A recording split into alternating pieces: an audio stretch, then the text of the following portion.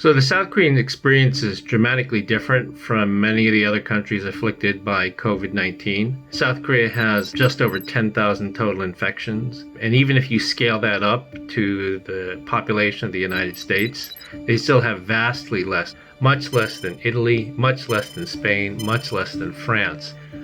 So I think there were a couple of things that South Korea did to reduce the spread of the disease. The first is that they moved very early.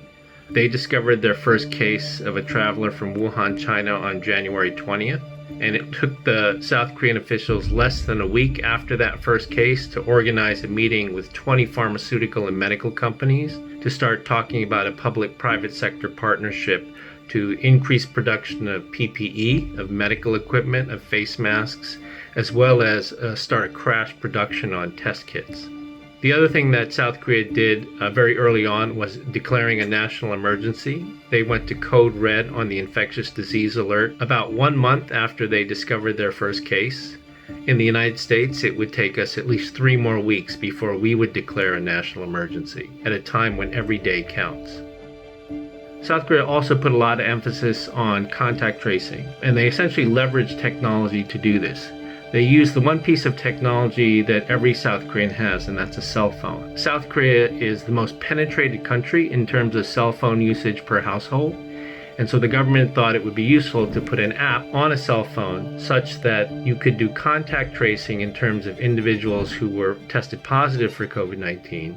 And you would also be able to warn other people using the app of the routes or the places visited by a positive case of COVID-19. When we look at the South Korea case, as well as the cases of Hong Kong, Taiwan, and Singapore, all of whom dealt pretty well with this COVID-19 pandemic, these societies are better prepared for COVID-19 today because of past coronavirus pandemics that they have suffered from. In Asia, this was SARS in 2003. And it was the Middle East Respiratory Syndrome in 2015. These coronaviruses created the sort of panic that we see in the United States today. So the South Korean response to MERS in 2015 was not good.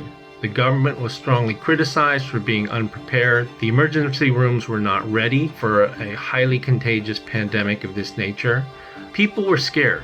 They were very scared, but they learned from that. They learned to develop production capacity in terms of PPE as well as other forms of medical equipment, to produce test kits very quickly. And most important, they learned about the importance of transparency with the public, providing as much information as possible to the public.